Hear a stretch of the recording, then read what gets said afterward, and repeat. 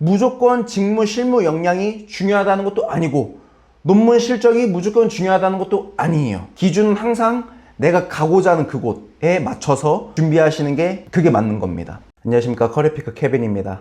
오늘은 Q&A 시간으로 돌아왔습니다. 석사나 박사 선생님들께서 현장에서 현재 연구를 많이 수행하고 계시죠. 취업을 준비하는 그런 부분에 있어서 아마 궁금증도 있을 거고, 앞으로 내가 무엇을 어떻게 해야 될까, 그런 거에 대한 막연함도 있을 거라고 생각이 듭니다. 그래서 Q&A로 몇 가지 질문을 한번 받아봤고요. 그런 부분에 대해서 답을 드리는 시간을 갖고자 합니다. 같이 한번 가볼게요. 먼저 첫 번째 질문은 요겁니다. 첫 번째가 논문 실적 대 실무 역량, 기업은 무엇을 더 중요하게 보나요?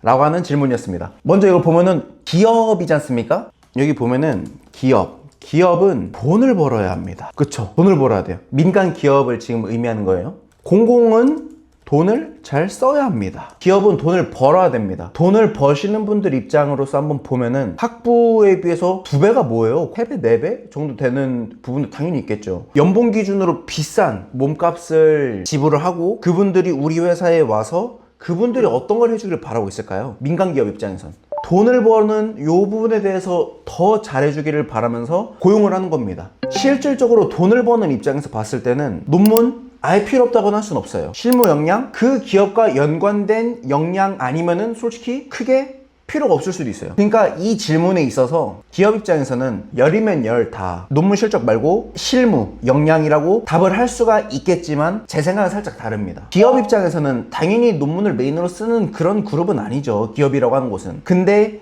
그 사람이 누군지 모르지만 A라고 하겠습니다. A라고 하는 사람이 그 기업과 연관된 직무 경험이 있어 하면은 정말 최고죠.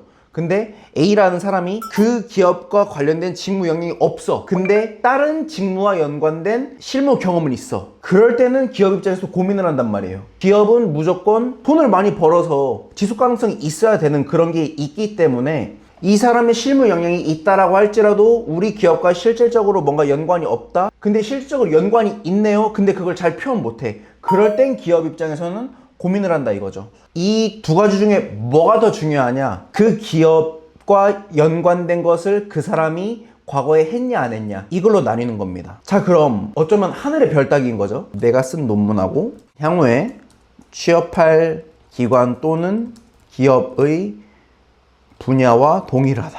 논문 주제하고 기업의 업무 분야와 동일하다.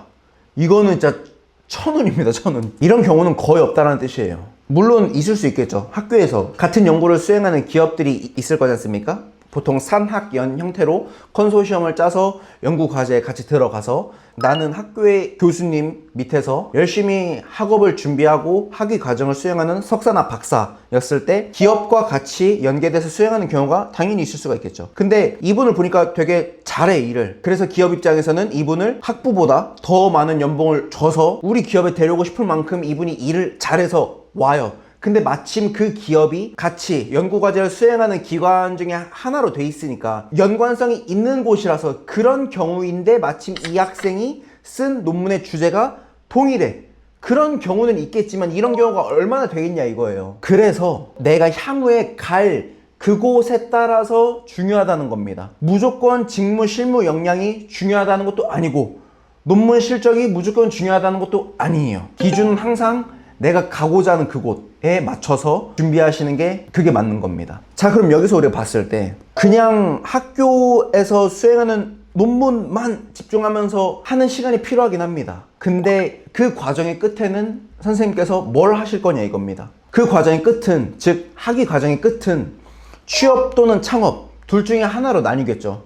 돈을 벌고 자본주의 사회에서 내가 돈을 벌면서 살 수 있는 방법이 취업 또는 창업 둘 중에 하나인데 학위 과정의 끝에 내가 뭘 할 건지가 지금 고민을 하고 있냐 이거예요. 아니면 그런 고민 없이 그냥 일단 이것만 집중하자 라고 하고 있는지. 일단 이것만 집중하는 거 당연히 필요합니다. 근데 하루 24시간 365일 동안 이것만 계속 하진 않지 않습니까? 그러니까 내가 개인적으로 쉬거나 운동하거나 나의 개인적인 시간을 보낼 때 그때 한 번쯤은 고민을 해보셨으면 좋겠어요. 내가 학위 과정의 끝에 뭘 할지에 대해서, 그런 부분에 대해서 한 번쯤은 고민하시고 그 다음에 학위 과정을 이어가신다라고 한다면 좀 더 그쪽 방향에 맞는 내용을 미리미리 같이 준비할 수 있지 않을까 하는 그런 저의 의견 같이 공유 드립니다.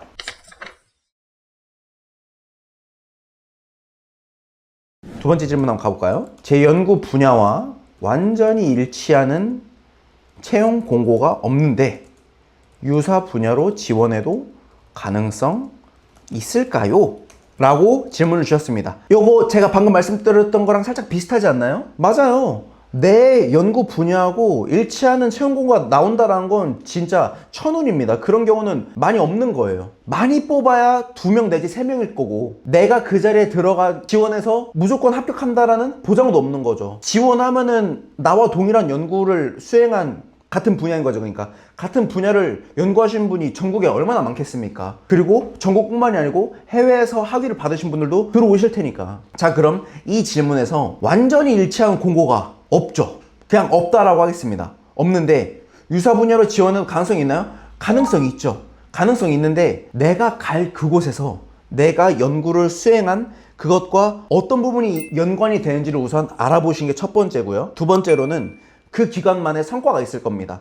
내가 가고자 하는 곳, 즉 지금 이 질문에서 채용 공고가 났다라고 한다면 그 채용 공고가 난 그 기관에서 성과가 있을 거예요. 특히 연구직으로 가실 거라고 한다면 그 기관에서 연구직에게 바라는 성과가 있을 겁니다. 그렇다라고 한다면 나는 완벽하게 일치하는 분야는 아니지만 당신네들이 내야 되는 성과가 이런 거라고 한다면 나는 과거에 했던 걸 토대로, 유사하니까 했던 걸 토대로 당신네들이 내야 되는 그런 성과를 낼 자신이 있다. 다시 물어볼 거 아니에요. 어떻게 낼 수 있는데요? 라고 할 때 과거 사례를 말씀하시는 거죠. 예시로. 그래야 내 글을 처음 읽어보는 사람 입장으로서 내 말을 믿겠죠. 조금이라도. 왜요? 예시가 있으니까. 아예 몰라요? 아예 그런 근거도 없어요? 근거도 없는 상태에서 말하기에는 조금은 아쉽다 이거죠. 불확실하니까. 모르니까. 그런데 내가 예시를 든다. 과거에 했던 사례를. 그러면은 이분들도 이제 인지를 하는 거죠. 저분은 완벽하게 일치하진 않지만 그래도 유사한 경험을 했구나. 근데 저분이 말한 거 보니까 우리 기관에서 같이 할 수 있겠는데? 라고 하면서 이제 고민선상에 올라오는 거예요. 아예 보자마자 그냥 컷하는 것도 있을 거고 고민선상에 올라오는 것만으로도 엄청난 발전인 거죠. 그러니까 제가 방금 말씀드렸던 그 두 가지 꼭 기억하시면서 여러분들이 취업을 준비하실 때 도움이 되셨으면 좋겠습니다. 이렇게 가면 될 것 같아요.